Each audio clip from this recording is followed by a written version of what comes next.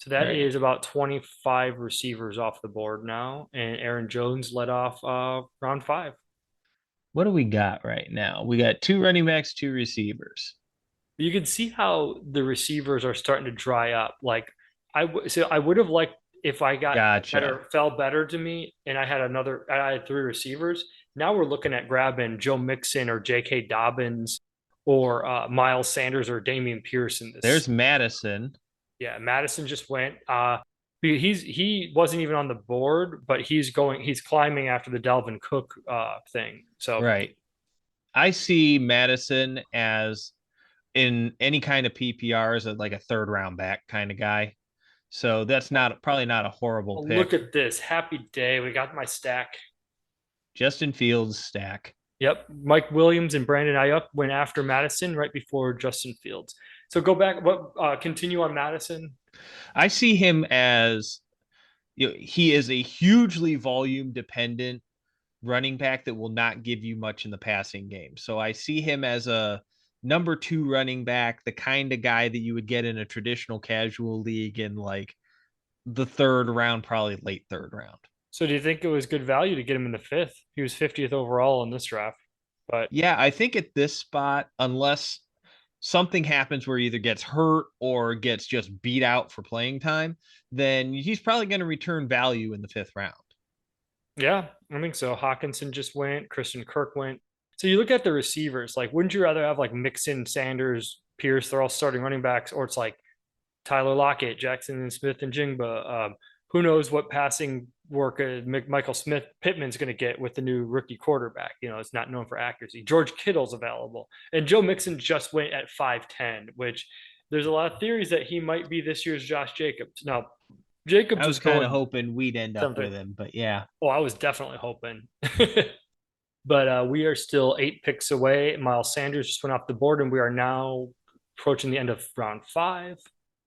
But yeah, so Mixon at the end of round five, sometimes early round six, that's still a really good bargain, in my opinion, for a guy that they didn't bring in a backup for him and they haven't cut him. And I don't know what they would do if they cut him. Just go with Leonard Fournette or Zeke. Those are kind of side moves anyway. So you might as well keep your core together if you're Bengals at this point. All right. So after Mixon went Miles Sanders and Jackson Smith-Njigba, the rookie wide receiver out of the Ohio State University, rounded out the top fifth round.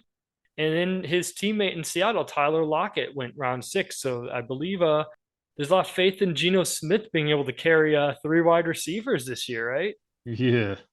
Or maybe it's just it's best ball, so it doesn't really matter if one of them goes. If they all rotate going off, it doesn't matter. By the way, I just want to point out three Seattle receivers went in the top 6 rounds. 6-1 is the last one. Marquise Brown went 6-2 as the heir apparent to only receiver in Arizona, and he went behind all three Seahawks receivers. So it shows you how down people are on the Arizona offense right now. Michael Pittman went after Marquise Brown's. People are ready to get hurt again with Kyle Pitts at 6'4", and Damian Pierce. He's not bitter, I promise.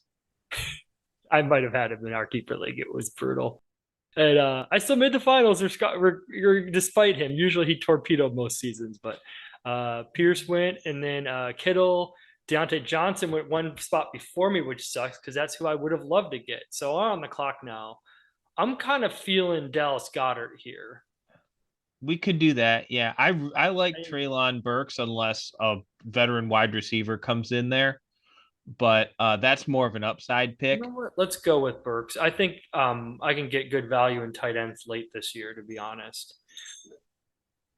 We went with Treylon Burks. I agree. I think he's one of those guys that could have a good second year breakout year. He had a little camp conditioning issues because of his asthma and stuff, but he still showed some good flashes last year, and there's nobody else there. I'd also like to say he's a big guy that's also their jump ball retriever. And in a best ball format, that meshes very nicely with what we want because we just need a spike week from it. Lot. He could catch the touchdowns. Oh, and by the way, Tannehill's not dead yet. They still have a very capable quarterback. They haven't cut him yet. I mean, all the talk about Malik Willis and Will Levis. I mean, Tannehill's still a very good quarterback, and he's still there.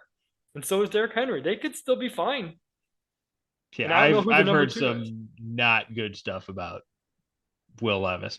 Oh, That drill where they throw the ball into the net? mhm. Yeah. Yeah, apparently Levis had did that drill and he not just didn't put it in the net, he completely missed the gigantic target. Oh my God. There's back to back two rookie quarterbacks who can't hit the side of a barn, apparently, between him and Malik Willis, if that's true. So after I took Traylon Burks, Trevor Lawrence, Dallas Goddard, Jordan Addison, rookie wide receiver out of USC to Minnesota, and then Kadarius Toney round out the sixth round. And Because then there were somebody's apparently a masochist. This is Joe Smith from the Midwest Football Podcast. Please remember to like, subscribe, and leave a comment. It all helps us grow our show. Look for our full show, too, anywhere you find podcasts. Links below.